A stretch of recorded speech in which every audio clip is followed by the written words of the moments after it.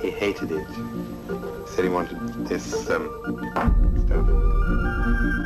100 years ago, a new theory about human nature was put forward by Sigmund Freud. He had discovered, he said, primitive sexual and aggressive forces hidden deep inside the minds of all human beings. Forces which, if not controlled, led individuals and societies to chaos and destruction. This series is about how those in power have used Freud's theories to try and control the dangerous crowd in an age of mass democracy. At the heart of the story is not just Sigmund Freud, but other members of the Freud family. When will call. This episode is about Freud's American nephew, Edward Bernays. Bernays is almost completely unknown today, but his influence on the 20th century was nearly as great as his uncle's. Because Bernays was the first person to take Freud's ideas about human beings and use them to manipulate the masses.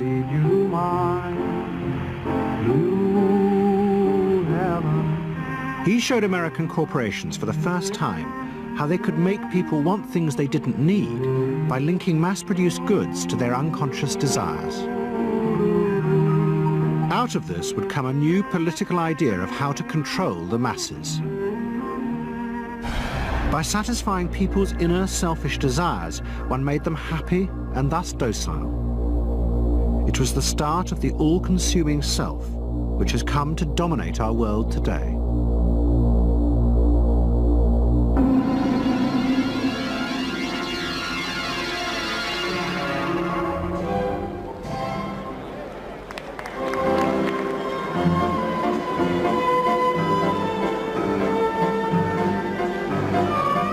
Freud's ideas about how the human mind works have now become an accepted part of society, as have psychoanalysts.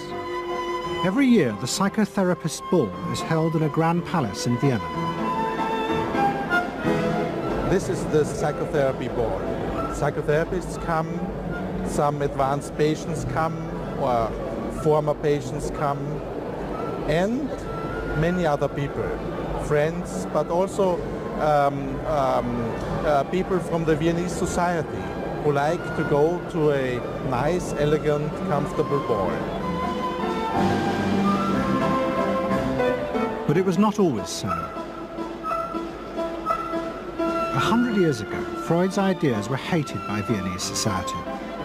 At that time, Vienna was the center of a vast empire ruling Central Europe.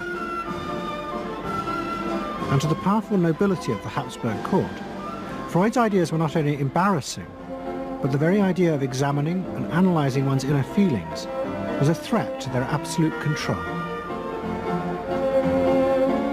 You see, at that time, these people had the power. And of course, you just were not allowed to show your bloody feelings. I mean, you just couldn't. You know, I mean, you couldn't, if you were unhappy. Can you imagine, you, for instance, you sit somewhere in the country in a castle, you are deeply unhappy, you are a woman. You couldn't go to your maid and cry on her shoulders, or you couldn't go into the village and complain, you know, about your feelings. I mean, you couldn't, it was like selling yourself to somebody. You just couldn't, you know, because they had to respect you. Now, of course, Freud, you see, put that thought very much into question, because you see, to examine yourself, you would have to put a lot of other things into question, your society, everything what surrounds you. And that wasn't a good thing at that time. Why not? Because your self-created empire, to a certain extent, would have fallen into bits much earlier already. But what frightened the rulers of the empire even more was Freud's idea that hidden inside all human beings were dangerous instinctual drives. Freud had devised a method he called psychoanalysis. By analyzing dreams and free association, he had unearthed, he said, powerful sexual and aggressive forces, which were the remnants of our animal past. Feelings we repressed because they were too dangerous.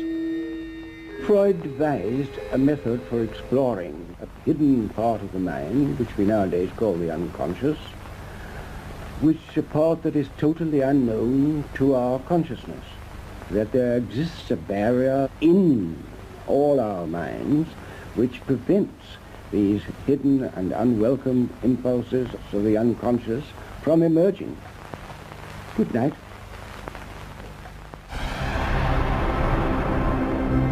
In 1914, the Austro-Hungarian Empire led Europe into war. As the horror mounted, Freud saw it as terrible evidence of the truth of his findings. The saddest thing, he wrote, is that this is exactly the way we should have expected people to behave, from our knowledge of psychoanalysis. Governments had unleashed the primitive forces in human beings, and no one seemed to know how to stop them.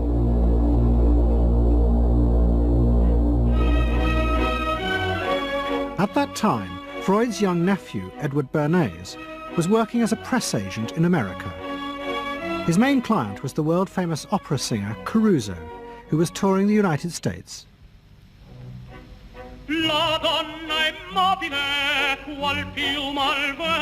Bernays' parents had emigrated to America 20 years before, but he kept in touch with his uncle and joined him for holidays in the Alps. But Bernays was now about to return to Europe for a very different reason.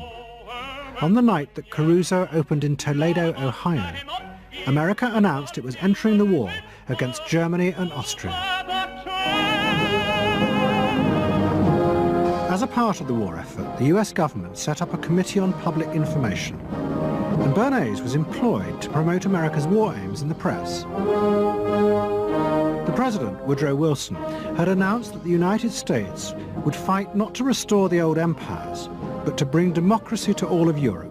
And Bernays proved extremely skillful in promoting this idea, both at home and abroad. And at the end of the war, he was asked to accompany the President to the Paris Peace Conference.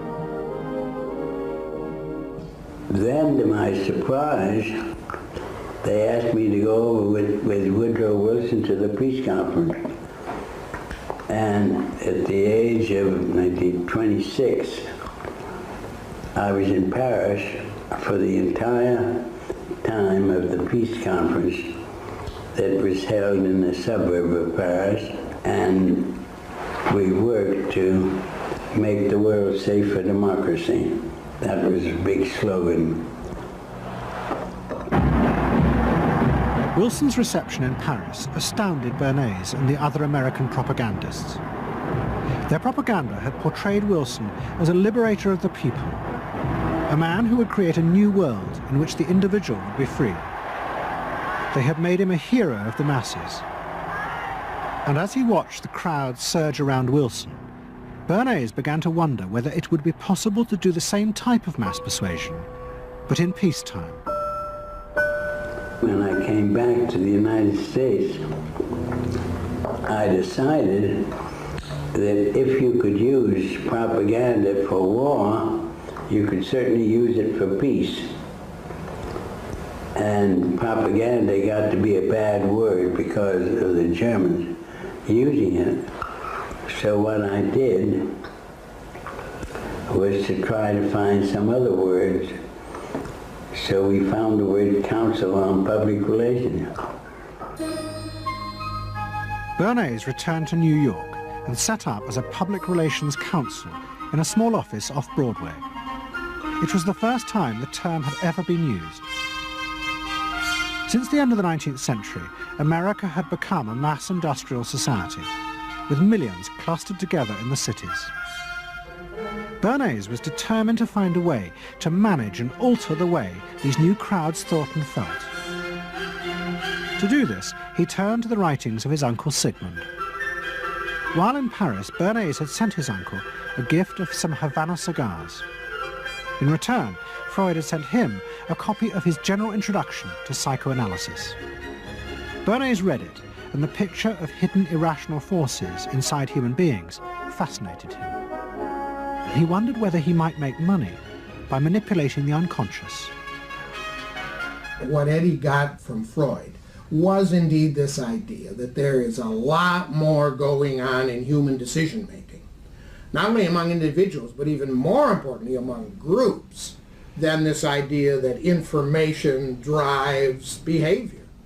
And so Eddie began to formulate this idea that you had to look at things that would play to people's irrational emotions And you see, that moved Eddie immediately into a different category from other people in his field and most government officials and managers of the day who thought if you just hit people with all this factual information, they would look at that and say, oh, of course. And Eddie knew that was not the way the world worked.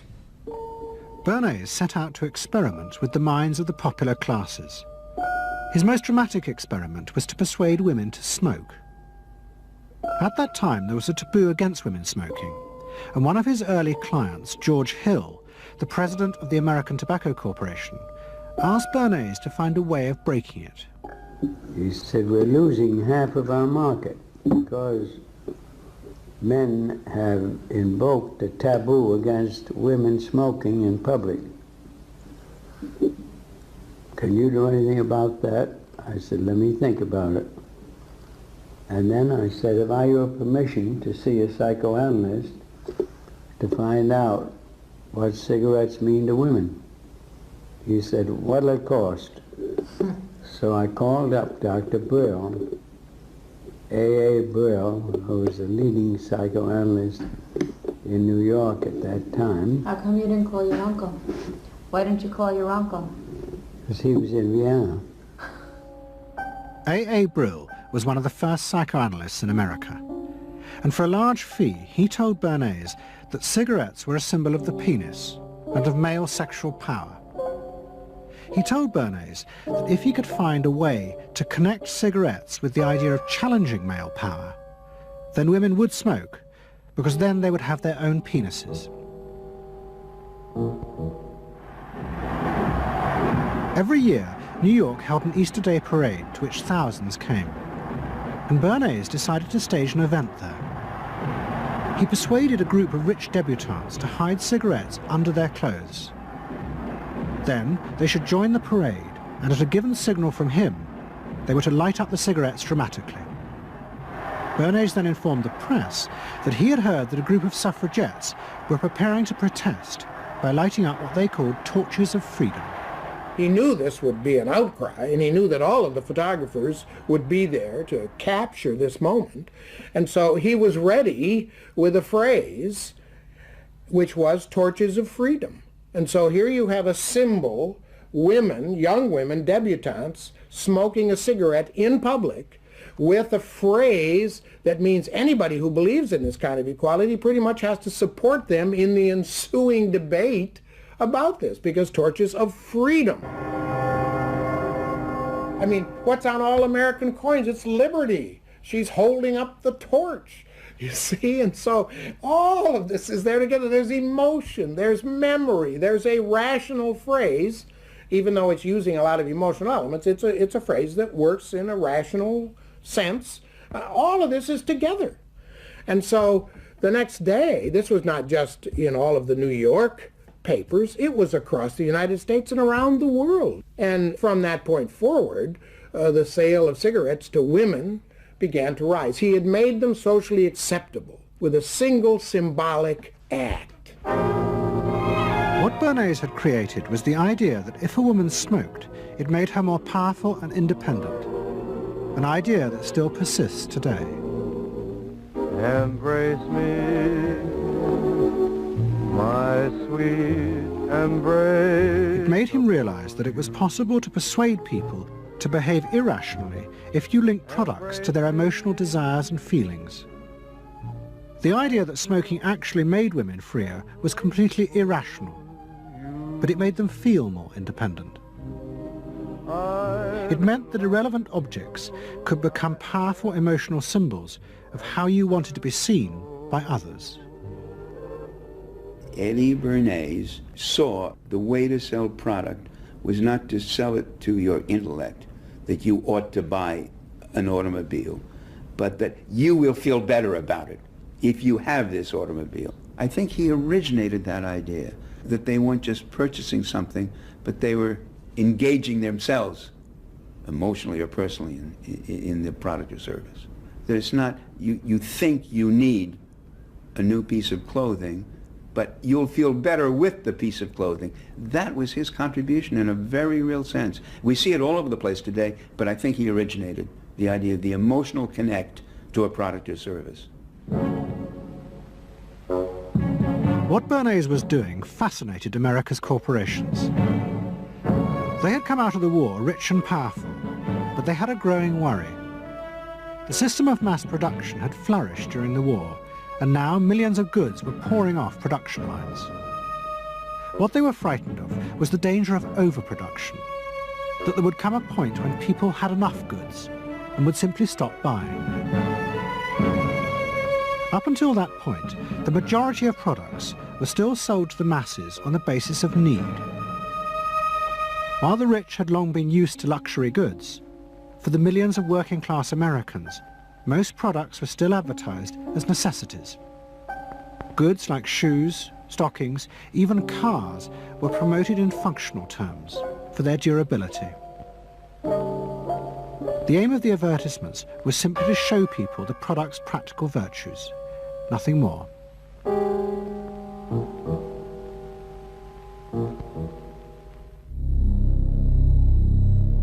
What the corporations realized they had to do was transform the way the majority of Americans thought about products. One leading Wall Street banker, Paul Mazur of Lehman Brothers, was clear about what was necessary. We must shift America, he wrote, from a needs to a desires culture. People must be trained to desire, to want new things even before the old have been entirely consumed. We must shape a new mentality in America. Man's desires must overshadow his needs. Prior to that time, there was no American consumer. There was the American worker, and there was the American owner, and they manufactured and they saved and they ate what they had to, and the people shopped for what they needed. And while the very rich may have bought things they didn't need, most people did not. And Mazur envisioned a break with that where you would have things that you didn't actually need, but you wanted, as opposed to needed. And the man who would be at the center of changing that mentality for the corporations was Edward Bernays. Bernays really is the guy within the United States more than anybody else who sort of brings to the table psychological theory as something that is an essential part of how, from the corporate side, of how we are going to appeal to the masses effectively. And the whole sort of merchandising establishment and sales establishment is ready for Sigmund Freud. I mean, they are ready for understanding what motivates the human mind. And so that there's this real openness to Bernays' techniques being used to sell products to the masses. Beginning in the early 20s, the New York banks funded the creation of chains of department stores across America. They were to be the outlets for the mass-produced goods, and Bernays' job was to produce the new type of customer. Bernays began to create many of the techniques of mass consumer persuasion that we now live with. He was employed by William Randolph Hearst to promote his new women's magazines, and Bernays glamorized them by placing articles and advertisements that linked products made by others of his clients to famous film stars like Clara Bow, who was also his client. Bernays also began the practice of product placement in the movies, and he dressed the stars at the film's premieres with clothes and jewellery from other firms he represented. He was, he claimed, the first person to tell car companies they could sell cars as symbols of male sexuality. He employed psychologists to issue reports that said products were good for you and then pretended they were independent studies. He organised fashion shows in the department stores and paid celebrities to repeat the new and essential message: you bought things not just for need, but to express your inner sense of yourself to others. There's a psychology of dress. Have you ever thought about it? How it can express your character? You all have interesting characters, but some of them are all hidden. I wonder why you all want to dress always the same, with the same hats and the same coats. I'm sure all of you are interesting and have wonderful things about you, but looking at you in the street, you all look so much the same. And that's why I'm talking to you about the psychology of dress. Try and express yourselves better in your dress. Bring out certain things that you think are hidden. I wonder if you've thought of this angle of your personality.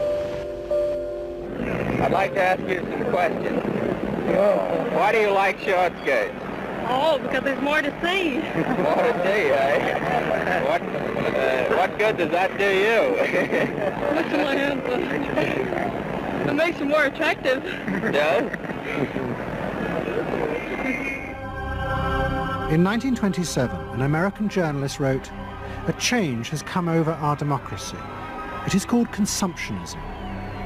The American citizen's first importance to his country is now no longer that of citizen, but that of consumer." The growing wave of consumerism helped in turn to create a stock market boom.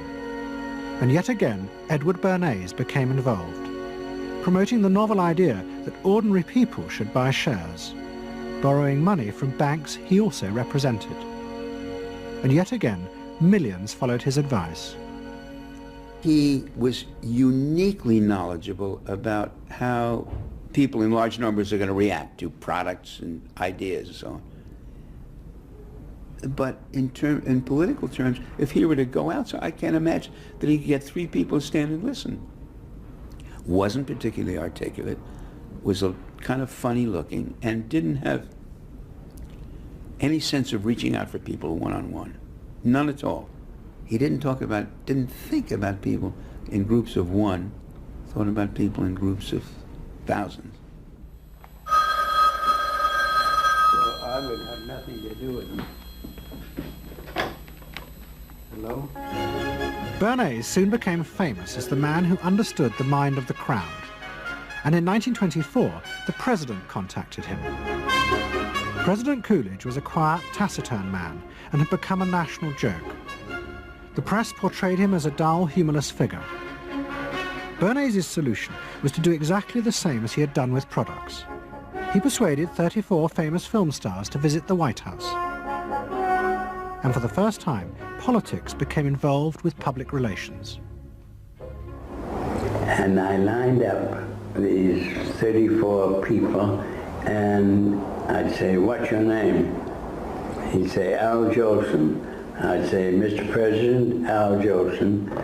Next day, every newspaper in the United States had a front page story: President Coolidge entertains actors at White House. And the Times had a headline which said, "President nearly laughed." And everybody was happy. But while Bernays became rich and powerful in America, in Vienna his uncle was facing disaster. Like much of Europe, Vienna was suffering an economic crisis and massive inflation, which wiped out all of Freud's savings. Facing bankruptcy, he wrote to his nephew for help. Bernays responded by arranging for Freud's works to be published for the first time in America, and began to send his uncle precious dollars, which Freud kept secretly in a foreign bank account. He was Freud's agent, if you will, to get his books published.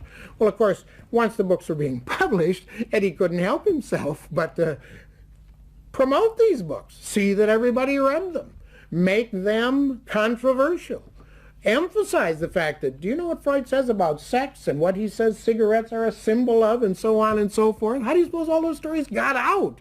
Certainly the academics weren't spreading these around the country. Eddie Bernays was.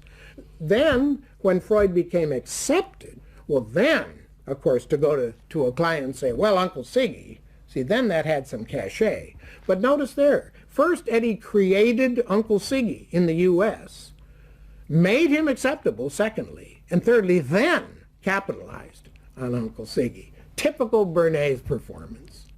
Bernays also suggested that Freud promote himself in the United States. He proposed his uncle write an article for Cosmopolitan, a magazine that Bernays represented, entitled "A Woman's Mental Place in the Home." Freud was furious. Such an idea, he said, was unthinkable. It was vulgar, and anyway, he hated America. Freud was now becoming increasingly pessimistic about human beings. In the mid-20s, he retreated in the summers to the Alps, sometimes staying in an old hotel, the Pension Moritz in Berchtesgaden. It is now a ruin. Freud began to write about group behavior, about how easily the unconscious aggressive forces in human beings could be triggered when they were in crowds. Freud believed he had underestimated the aggressive instincts in human beings. They were far more dangerous than he had originally thought. After World War I, Freud was basically a pessimist. He felt that man is an impossible creature, a very, very sadistic and bad species, and did not believe that man can be improved. Man is a ferocious animal, the most ferocious animal that exists. They enjoy torturing and killing, and he didn't like man.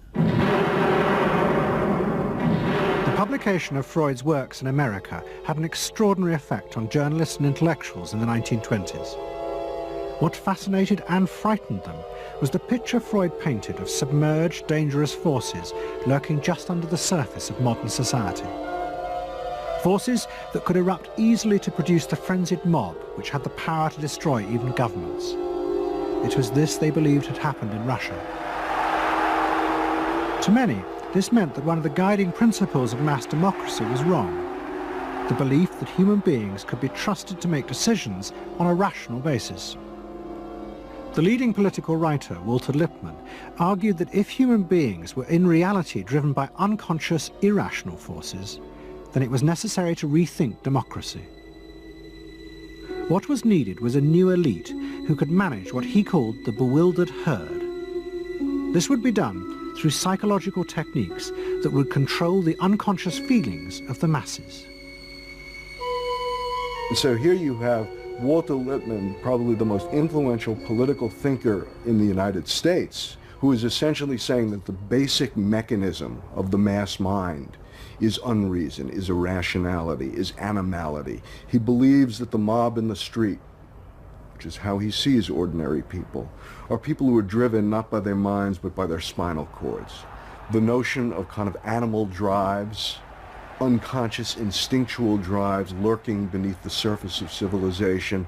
And so they started looking towards psychological science as a way of understanding the mechanisms by which the popular mind works, specifically with the goal of figuring out how to understand how to apply those mechanisms to strategies for social control. Edward Bernays was fascinated by Lippmann's arguments and also saw a way to promote himself by using them. In the 1920s, he began to write a series of books which argued that he had developed the very techniques Lippmann was calling for. By stimulating people's inner desires and then sating them with consumer products, he was creating a new way to manage the irrational force of the masses. He called it the engineering of consent. Democracy, to my father, was a wonderful concept, but I don't think he felt that all those publics out there had reliable judgment, and that they very easily might vote for the wrong man or want the wrong thing, so that they had to be guided from above. It's enlightened despotism in a sense. You appeal to their desires and their unrecognized longings, that sort of thing. That you can tap into their deepest desires or their deepest fears and use that to your own purposes. And then, in 1928, a president came to power who agreed with Bernays. President Hoover was the first politician to articulate the idea that consumerism had become the central motor of American life. After his election, he told a group of advertisers and public relations men, "You have taken over the job of creating desire and have transformed people into constantly moving happiness machines. Machines which have become the key to economic progress." What was beginning to emerge in the 1920s was a new idea of how to run mass democracy. At its heart was the consuming self, which not only made the economy work, but was happy and docile, and so created a stable society. Both Bernays and Littman's concept of managing the masses takes the idea of democracy and it turns it into a palliative. It turns it into giving people some kind of feel-good medication that will respond to an immediate pain or an immediate yearning, but will not alter the objective circumstances one iota. I mean, democracy really, the idea of democracy at its heart was about changing the relations of power that had governed the world for so long. And Bernays' concept of democracy was one of maintaining the relations of power, even if it meant that one needed to sort of stimulate the psychological lives of the public. And in fact, in his mind, that was what was necessary. That if you can keep stimulating the irrational self, then leadership can basically go on doing what it wants to do. Bernays now became one of the central figures in a business elite that dominated American society and politics in the 1920s. He also became extremely rich and lived in a suite of rooms in one of New York's most expensive hotels, where he gave frequent parties. Oh my goodness, he had a home in the corner suite of the Sherry Netherland Hotel. And here's this wonderful suite with all these windows looking out on Central Park and across at the plaza and on the square. And he would use this place to hold a soiree. The mayor would come, all the media leaders would come, the political leaders, the business leaders, the people in the arts. I mean, it was a who's who. People wanted to know Eddie Bernays because, you know, he himself became a sort of a famous man, a sort of a magician who could make these things happen. He knows everybody. He knows the mayor and he knows the senator and he calls politicians on the telephone as if he did get literally a high or a bang out of doing what he did. And that's fine, but it can be a little hard on the people around you, especially when you make other people feel stupid. People who worked for him were stupid, and children were stupid, and if people did things in a way that he wouldn't have done them, they were stupid. It was a word that he used over and over and over, dope and stupid. And the masses? They were stupid.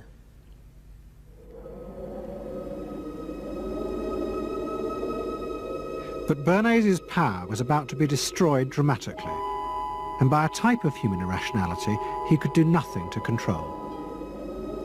At the end of October 1929, Bernays organised a huge national event to celebrate the 50th anniversary of the invention of the light bulb. President Hoover, the leaders of major corporations, and bankers like John D. Rockefeller were all summoned by Bernays to celebrate the power of American business.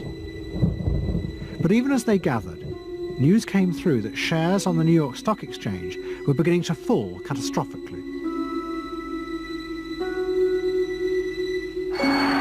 Throughout the 1920s, speculators had borrowed billions of dollars. The banks had promoted the idea that this was a new era where market crashes were a thing of the past. But they were wrong. What was about to happen was the biggest stock market crash in history. Investors had panicked and begun to sell in a blind, relentless fury that no reassurance by bankers or politicians could halt. And on the 29th of October 1929, the market collapsed.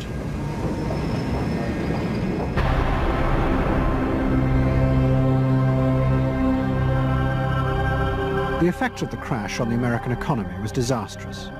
Faced with recession and unemployment, millions of American workers stopped buying goods they didn't need. The consumer boom that Bernays had done so much to engineer disappeared, and he and the profession of public relations fell from favour. Bernays' brief moment of power seemed to be over.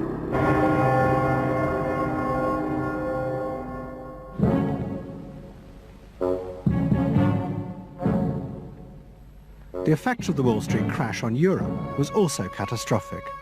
It intensified the growing economic and political crisis in the new democracies. In both Germany and Austria, there were violent street battles between the armed wings of different political parties. Against this backdrop, Freud, who was suffering from cancer of the jaw, retreated yet again to the Alps. He wrote a book called Civilization and Its Discontents. It was a powerful attack on the idea that civilization was an expression of human progress.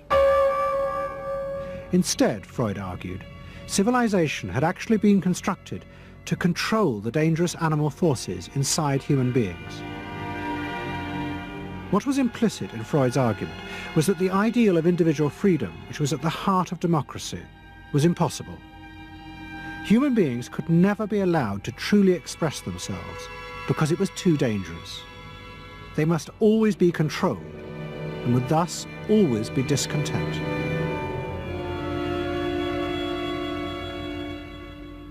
Man doesn't want to be civilized, and he is, civilization brings discontent, but it is necessary to survival.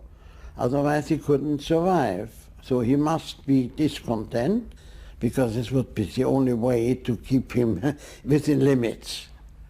But what did Freud think about the idea of the equality of man? He didn't believe in it.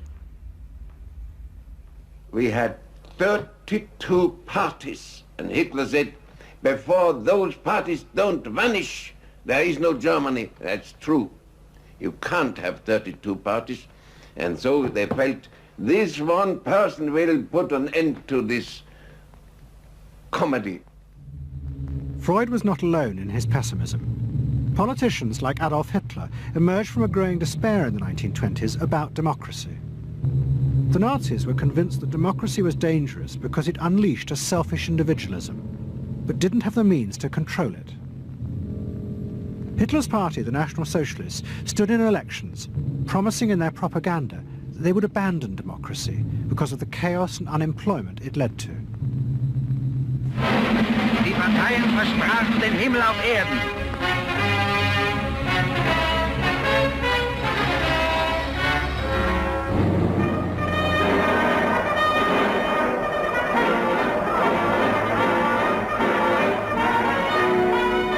In March 1933, the National Socialists were elected to power in Germany, and they set out to create a society that would control human beings in a different way. One of their first acts was to take control of business. The planning of production would in future be done by the state. The free market was too unstable, as the crash in America had proved. Workers' leisure time was also planned by the state through a new organization called Strength Through Joy. One of its mottos was service, not self.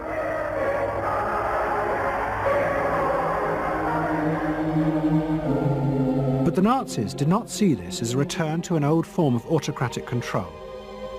It was a new alternative to democracy, in which the feelings and the desires of the masses would still be central, but they would be channeled in such a way as to bind the nation together. The chief exponent of this was Joseph Goebbels, the Minister of Propaganda. Es mag gut sein, Macht zu besitzen, die auf Gewehren ruht. Besser aber und beglückender ist es, das Herz eines Volkes zu gewinnen und es auch zu behalten. Goebbels organized huge rallies whose function, he said, was to forge the mind of the nation into a unity of thinking, feeling and desire. One of his inspirations, he told an American journalist, was the writings of Freud's nephew, Edward Bernays. In his work on crowd psychology, Freud had described how the frightening irrationality inside human beings could emerge in such groups. The deep, what he called libidinal forces of desire, are given up to the leader, while the aggressive instincts are unleashed on those outside the group. Freud wrote this as a warning, but the Nazis were deliberately encouraging these forces because they believed they could master and control them. Well, Freud was saying that masses are bound by libidinal forces. They love each other and delegate their ideas and their feelings to the chap on top. What are libidinal forces? What are libidinal forces? Well, forces of love. Not hate? No. Hate is delegated to the others outside.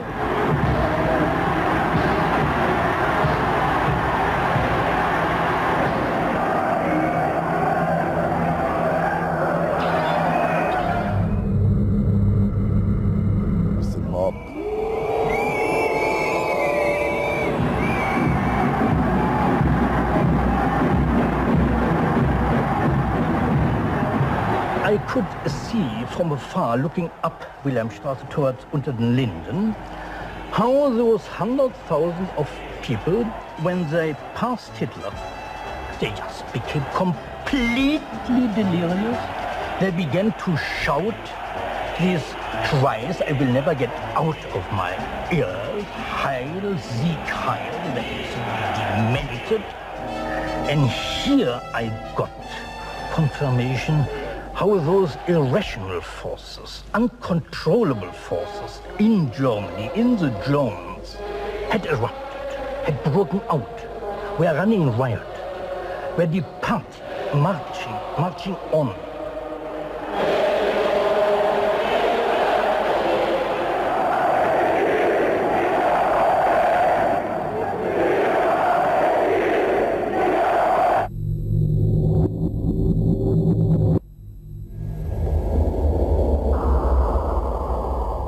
And in America too, democracy was under threat from the force of the angry mob. The effect of the stock market crash had been disastrous. There was growing violence as an angry population took out their frustration on the corporations who were seen to have caused this disaster. Then, in 1932, a new president was elected who was also going to use the power of the state to control the free market. But his aim was not to destroy democracy, but to strengthen it. And to do this, he was going to develop a new way of dealing with the masses. I am prepared, under my constitutional duty, to recommend the measures that a stricken nation in the midst of a stricken world may require. But in the event that the national emergency is still critical, I shall not evade the clear course of duty that will then confront me. I shall ask the Congress for the one remaining instrument to meet the crisis: broad executive power.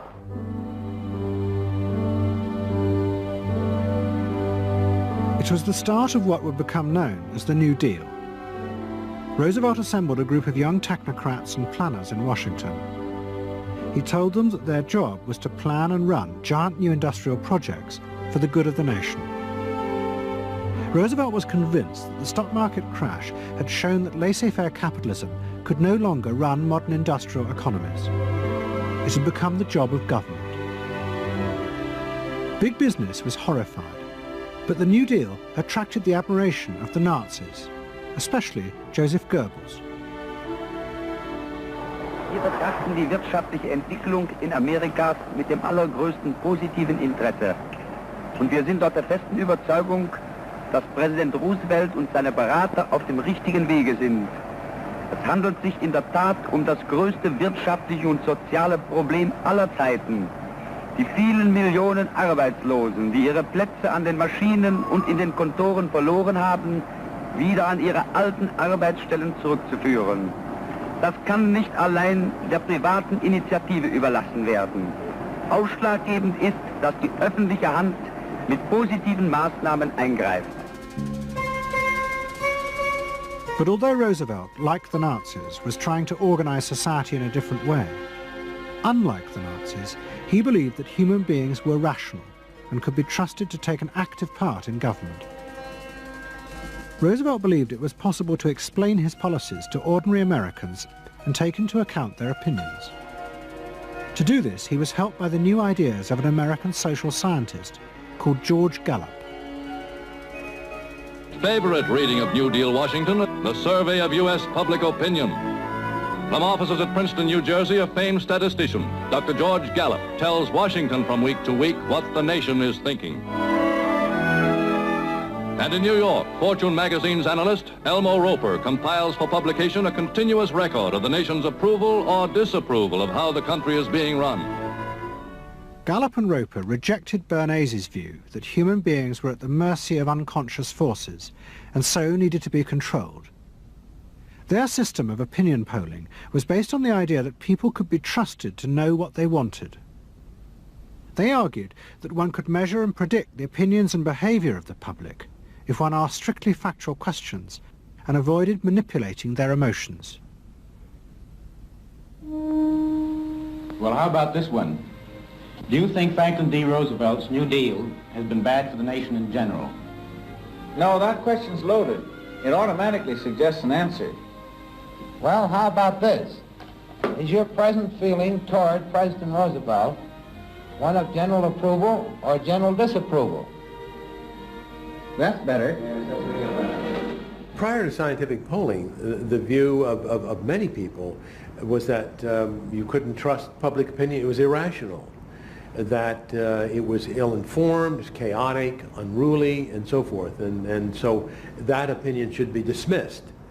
But with scientific polling, I think it established very clearly that people are rational, that they do make good decisions, and this offers democracy a chance to be truly informed by the public, giving everybody a voice in the way the country is run. I know my father wouldn't necessarily say the voice of the public is the voice of God, but he did feel very much that the voice of the people is a rational voice and should be heard. What Roosevelt was doing was forging a new connection between the masses and politicians. No longer were they irrational consumers who were managed by sating their desires. Instead, they were sensible citizens who could take part in the governing of the country. In 1936, Roosevelt stood for re-election. He promised further control over big business. To the corporations, it was the beginning of a dictatorship.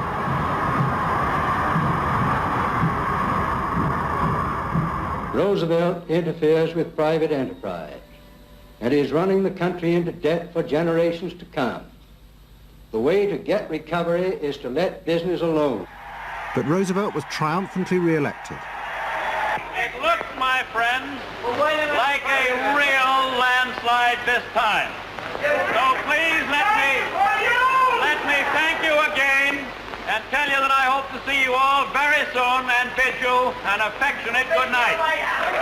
Faced with this, business now decided to fight back, to regain power in America.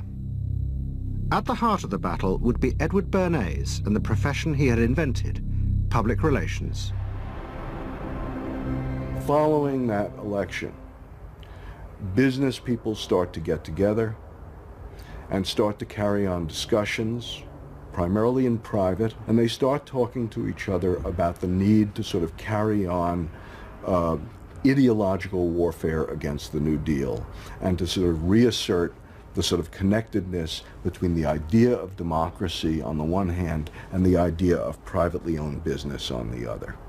And so, under the umbrella of an organization which still exists, which is called the National Association of Manufacturers, and whose membership included all of the major corporations of the United States, a campaign is launched explicitly designed to create emotional attachments between the public and big business.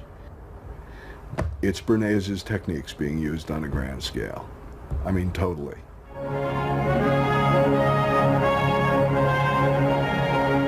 The General Motors Parade of Progress, traveling the high roads and byroads of America, bringing to millions of Americans in their own hometown the fascinating story behind modern industry, showing... The campaign set out to show dramatically that it was business, not politicians, who had created modern America. A better mode of living for all of us. Bernays was an advisor to General Motors, but he was no longer alone. The industry he had founded now flourished as hundreds of public relations advisors organized a vast campaign. They not only used advertisements and billboards, but managed to insinuate their message into the editorial pages of the newspapers. It became a bitter fight. In response to the campaign, the government made films that warned of the unscrupulous manipulation of the press by big business. And the central villain was the new figure of the public relations man. They tried to achieve their ends by working entirely behind the scenes, corrupting and deceiving the public. The aims of such groups may be either good or bad, so far as the public interest is concerned, but their methods are a grave danger to democratic institutions. The films also showed how the responsible citizen could monitor the press themselves. They could create a chart that analysed the reporting for signs of hidden bias. But such earnest instruction was to be no match for the powerful imagination of Edward Bernays. He was about to help create a vision of the utopia that free market capitalism would build in America if it was unleashed.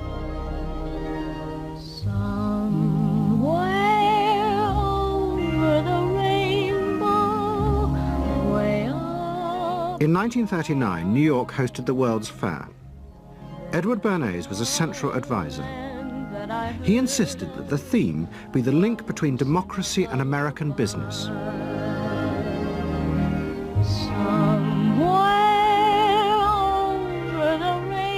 At the heart of the fair was a giant white dome that Bernays named Democracity. And the central exhibit was a vast working model of America's future, constructed by the General Motors Corporation. To my father, the World's Fair was an opportunity to keep the status quo, that is, capitalism, in a democracy. Democracy and capitalism, that marriage, right, linking, just like that. He did that by manipulating people and getting them to think that you couldn't have real democracy in anything but a capitalist society, which was capable of doing anything, of creating these wonderful highways, of making, moving pictures inside everybody's house, of telephones that didn't need cords, of sleek roadsters. I mean, it was consumerist, but at the same time, you inferred that in a funny way, democracy and capitalism went together. The World's Fair was an extraordinary success and captured America's imagination. The vision it portrayed was of a new form of democracy, in which business responded to people's innermost desires in a way politicians could never do. But it was a form of democracy that depended on treating people not as active citizens as Roosevelt did, but as passive consumers. Because this, Bernays believed, was the key to control in a mass democracy. It's not that the people are in charge, but that the people's desires are in charge. The people are not in charge. The people exercise no decision-making power within this environment. So democracy is reduced from something which assumes an active citizenry to the idea of the public as passive consumers. Driven primarily by instinctual or unconscious desires, and that if you can in fact trigger those needs and desires, you can get what you want from them. But this struggle between the two views of human beings as to whether they were rational or irrational was about to be dramatically affected by events in Europe. Events that would also change the fortunes of the Freud family. In March 1938, the Nazis annexed Austria. It was called the Anschluss. Hitler arrived in Vienna to an extraordinary outpouring of mass adulation.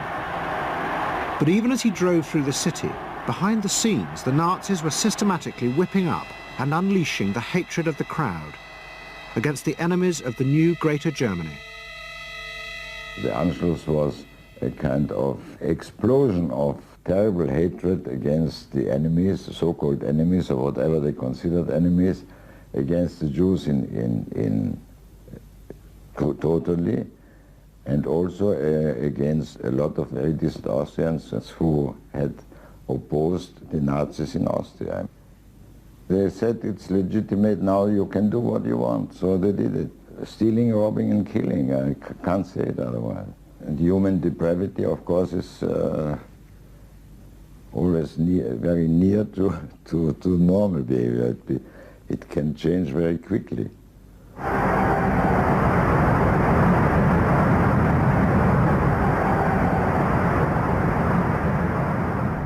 As the violence and assassinations raged in Vienna, Freud decided he had to leave. His aim was to go to Britain, but he knew that Britain, like many countries, was refusing entry to most Jewish refugees. But help came from the leading psychoanalyst in Britain, Ernest Jones. He was in the same ice skating club as the Home Secretary, Sir Samuel Hoare, and Jones persuaded Hoare to issue Freud a British work permit. And in May 1938, Freud, his daughter Anna, and other members of his family set off for London.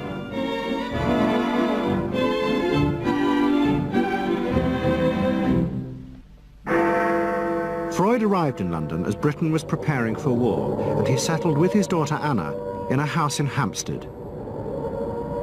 But Freud's cancer was now far advanced, and in September 1939, just 3 weeks after the outbreak of war, he died.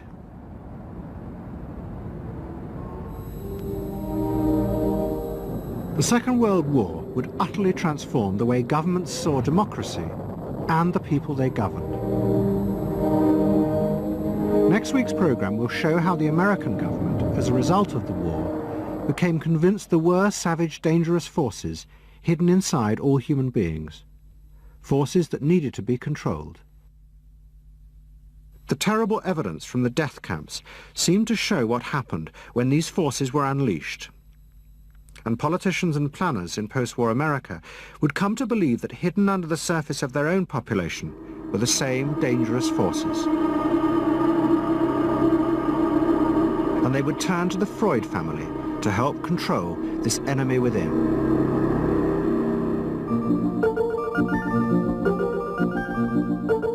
And ever adaptable, Edward Bernays would work not just for the American government, but the CIA. And Sigmund Freud's daughter Anna would also become powerful in the United States, because she believed that people could be taught to control the irrational forces within them. Out of this would come vast government programs to manage the inner psychological life of the masses.